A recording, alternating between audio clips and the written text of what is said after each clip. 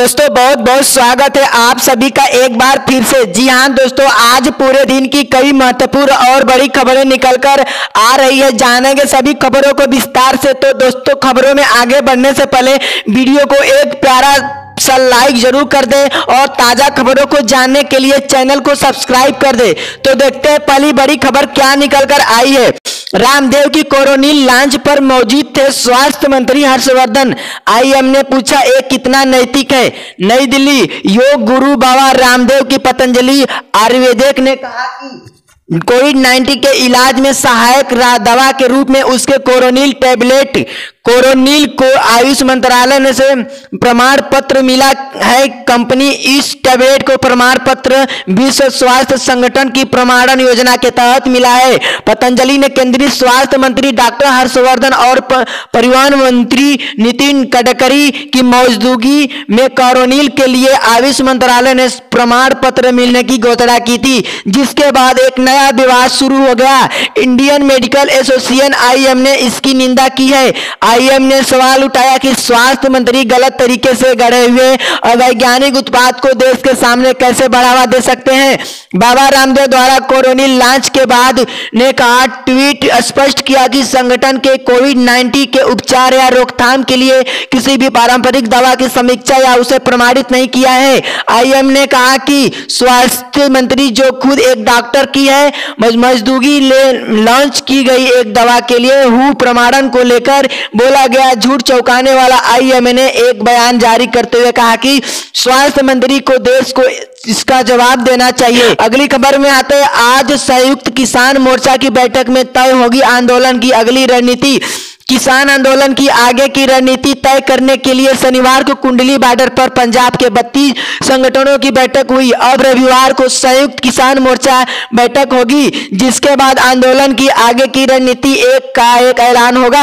इधर दिल्ली की सीमाओं पर किसानों का धरना लगातार जारी है। कृषि कानूनों को रद्द कराने की मांग लेकर किसान अब अगली रणनीति बनाने में जुटे हैं। शनिवार को कुंडली बॉर्डर पर पंजाब के 32 संगठनों की बैठक हुई, जिसमें विचार किया गया है कि अब किस तरह से आंदोलन को चलाया जाए। इसके सरकार पर दबाव बनाकर बातचीत का रास्ता खुल सके। जींद के खड़कर को बंदोवाल टोल प्लाजा पर किसानों का धरना जारी है। वहीं रेवाड़ी के खेड़ा बॉर्डर पर किसान आंदोलन को समर्थन देने के लिए अलवर से किसानों का जत्था पहुंचा। इधर पंजाब से ट्रेन से सैकड़ों किसान बहादुरगढ़ के टिकरी बॉर्डर पहुंचे। कबड्डी खिलाड़ी ने दिया समर्थन। अंतर्राष्ट्रीय कबड्डी खिलाड़ी सुखबीर सारवान सुखी ने शनिवार को टिकरी बॉर्डर पर पहुंचकर किसान आंदोलन को समर्थन दिया। उन्होंने किसानों को संबोधित करते हुए केंद्र सरकार से किसानों के हित में तीनों कृषि कानून वापस लेने और न्यूनतम समर्थन मूल्य की गारंटी देने के लिए कानून बनाने की मांग की है। सरकार सोच रही है कि आगे फसल कटाई का समय किसान चले जाएंगे, लेकिन ऐसा नहीं होगा। चंडोली अंबाला में किसान आंदोलन को धार देने के लिए शनिवार को भाकियू प्रदेशाध्यक्ष गुरनाम सिंह चटूनी गुरुद्वारा पंजोखरा साहिब पहुंचे। यहां उन्होंने शीश नवाकर आशीर्वाद लिया।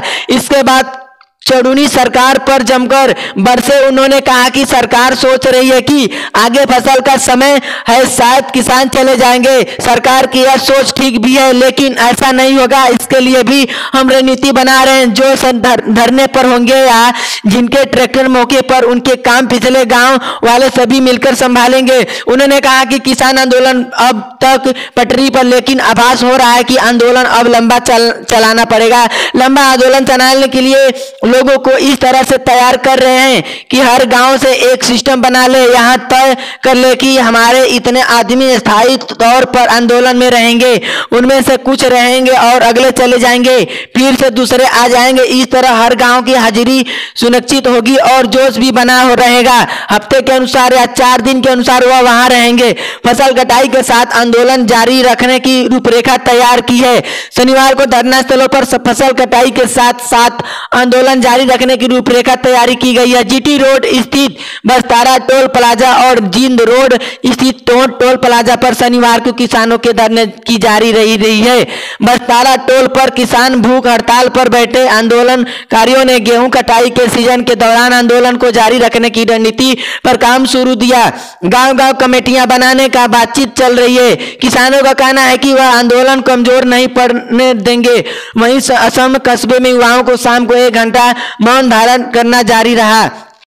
अगली खबर की बात करें तो कृषि कानून के विरोध का नया तरीका, खड़ी फसल को ट्रैक्टर चलाकर नष्ट कर रहे हैं किसान। कृषि कानून बिल के विरोध को लेकर उत्तर प्रदेश के बिजनौर जिले के किसान गुस्से में आ गए हैं। आज फिर एक किसान ने 4 बीघा अपनी गेहूं की खड़ी फसल को नष्ट कर दिया है।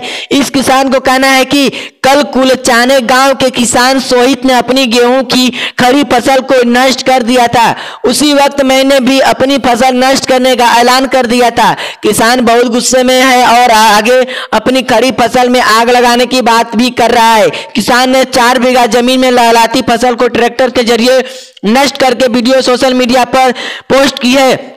ट्रैक्टर चलाकर विधानसभा पहुंचे तेजस्वी बोले, अन्नदाताओं की नहीं सुन रही सरकार। किसान ने कृषि बिल का विरोध करने का नया तरीका इजाद किया है और वे अपनी खड़ी फसल ट्रैक्टर चलाकर नष्ट करने लगे। रविवार को भी जिले के चांदपुर थाने के गांव कुलचाना में एक किसान सोहित अहलवात ने अपनी 5 बीघा गेहूं की अलहलाहती फसल को ट्रैक्टर के जरिए बर्बाद कर दिया था। सोहित ने बताया कि कृषि कानून बिल के विरोध में गेहूं की फसल और पूरी तरह से चौपट कर दिया। इस तरह आज बिजनौर जिले के नगीना तहसील के गांव तेलीपुरा रहने वाले किसान टोनी ने अपनी खड़ी लहलाती गेहूं की फसल के ऊपर ट्रैक्टर चलाकर नष्ट कर दिया था। टोनी कहते हैं, जब तक मोदी सरकार कृषि बिल को वापस नहीं लेती तब तक इसी तरह से विरोध करते रहेंगे। किसान का यह भी कहना है कि अभी तो खड़ी फसल नष्ट कर रहे हैं, यदि जरूरत पड़ी तो 1 साल की पूरी फसलों को आगे के हवाले भी किया जाएगा।